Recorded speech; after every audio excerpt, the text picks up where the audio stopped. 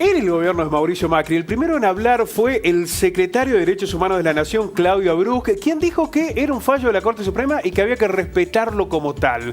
Ante las críticas que se sumaron al propio Abruz, habló el ministro de Justicia Garabano y dijo que él está en contra de cualquier fallo que hable de el 2x1, aunque no particularizó sobre la situación de los represores. Esto es lo que decía el titular de Derechos Humanos.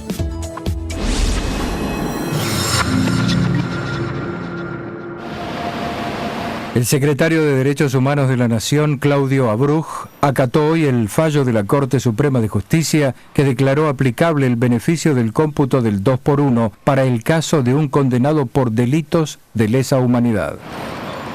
Y la primera reacción es en línea a lo que vengo sosteniendo desde que asumí la función, que es el ser respetuoso de la ley y de un fallo del máximo órgano del Poder Judicial de la Nación, y entendiendo que bajo la ley somos todos iguales y nadie está por sobre la ley. Y el segundo análisis es que no es el tema del 2x1. Lo que se puso sobre la mesa es la demora de la justicia. Si hubiésemos tenido una justicia que hubiese actuado en los juicios de lesa humanidad en tiempo y forma, no estaríamos hablando del 2x1 porque tendríamos a los procesados condenados y con condenas firmes. El 2x1 fue posible justamente en el fallo de los jueces por las preventivas de tantos años, de 5 y 10 años y en algunos más casos, y de condenas en primera instancia no confirmadas, no firmes, de muchos años. Tenemos que entender que todos los ciudadanos somos iguales ante la ley y frente a ella tenemos que responder. Estas manifestaciones de Abruz parecen ser la clave. Si todos los ciudadanos estamos en las mismas condiciones ante la ley, o hay que eso parece ser una visión unívoca, todos estamos de acuerdo en esto. Ahora, en la comisión de los delitos, ¿todos los delitos son iguales? Porque lo que se considera un delito de lesa humanidad es lo mismo que un delito común. Se lo vamos a consultar al doctor Oscar Testa, ex juez en lo penal. Doctor, ¿cómo le va? Buenas tardes. ¿Qué tal? Buenas tardes, muchas gracias por invitarme. Y bueno, a disposición para lo que...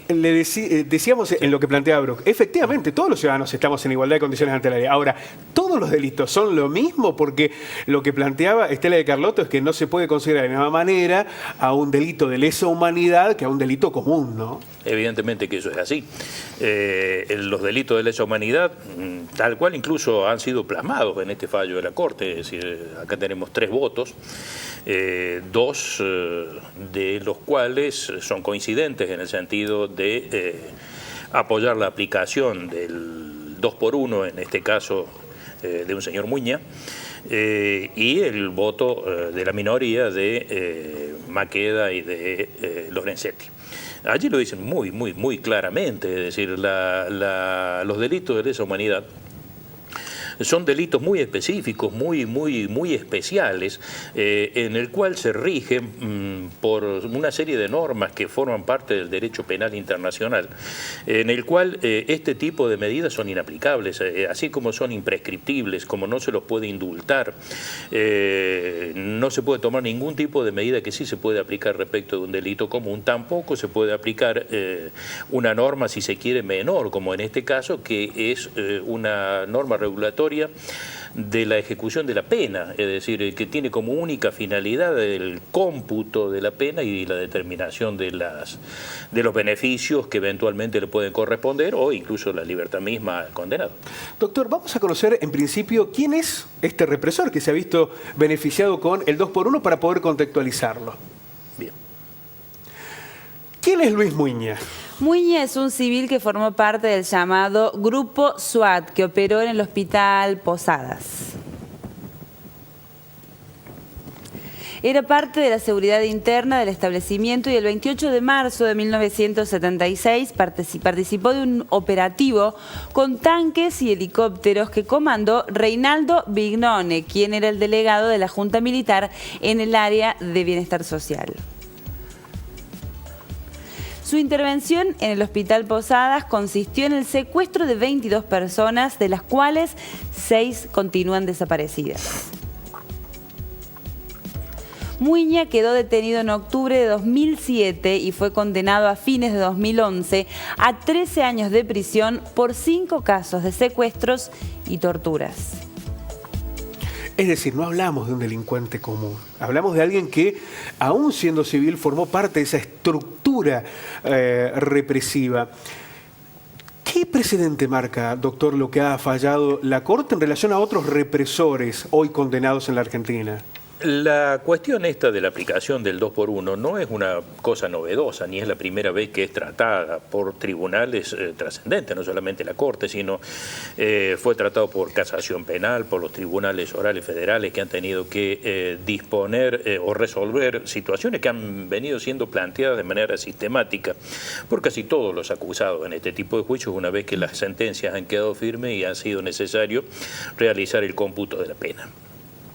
Lo novedoso de este caso es la argumentación que se ha utilizado.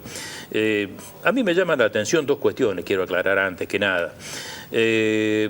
Porque cuando se cometieron los delitos, la ley de 2x1 no existía. Es decir, no es una ley de la dictadura, claro, lo explica, es de los años 90. Claro. Y esa ley fue derogada en el año 2001. Toda esta gente fue detenida y juzgada con posterioridad al 2001. Es decir, lo que existía durante el periodo de vigencia de la ley del 2x1, del año 94, creo que fue sancionada así hasta el 2001, respecto de los crímenes de lesa humanidad, era la impunidad que les había otorgado a toda esta gente la ley de punto final y de obediencia debida. Por lo tanto, que en este momento se venga a aplicar a quienes en aquel momento de vigencia de la ley gozaban indebidamente, obvio, de ese tipo de privilegios arrancados por la fuerza, como fue la ley de obediencia debida, o después la de punto final, realmente es difícil de entender, por llamarlo de alguna manera.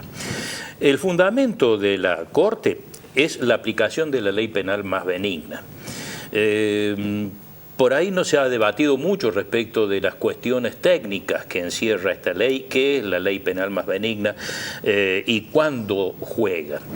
La ley penal más benigna es aquella que se dicta variando la convención social. ¿Qué significa esto? Que de alguna manera ciertas conductas que en un determinado momento se consideran delitos dejan de serlo, obviamente por ley.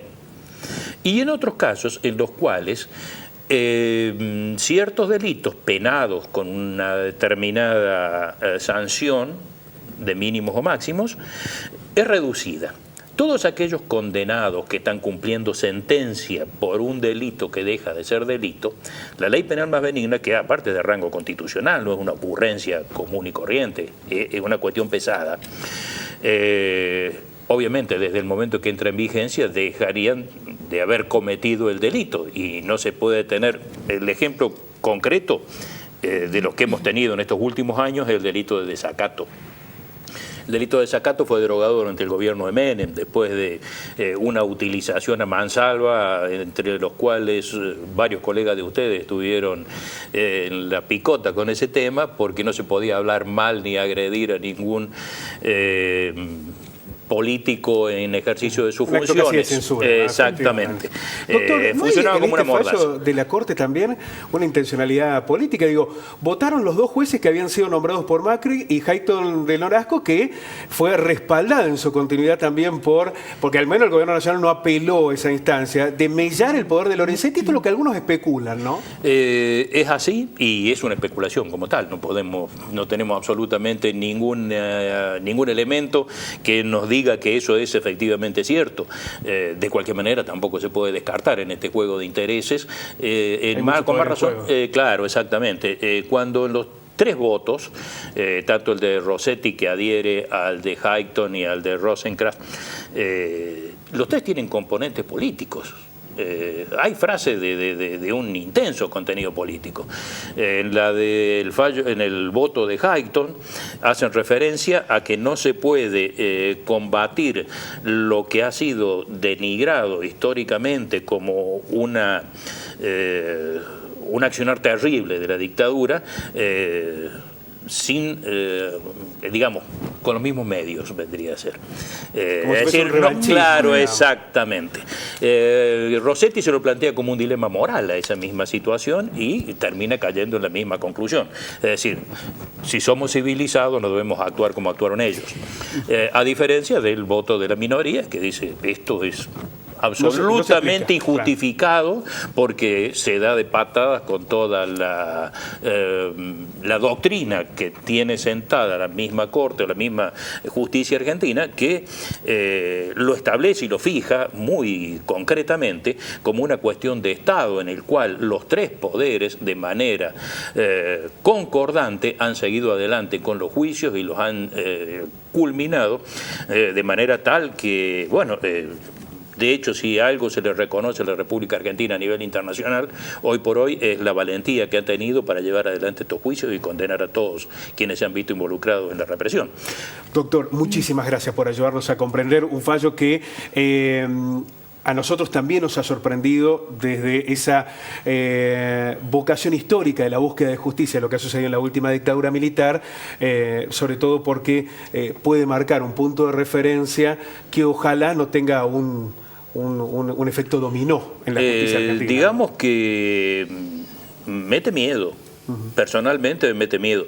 Creo que en la práctica los resultados no van a ser tan influyentes en este caso. Lo que sí, con el mismo razonamiento se pueden empezar a otorgar las prisiones domiciliarias o cualquier otro tipo de beneficio, porque en definitiva, exactamente, serían más de la misma cosa. Muchísimas gracias, doctor. Gracias a ustedes por invitarme.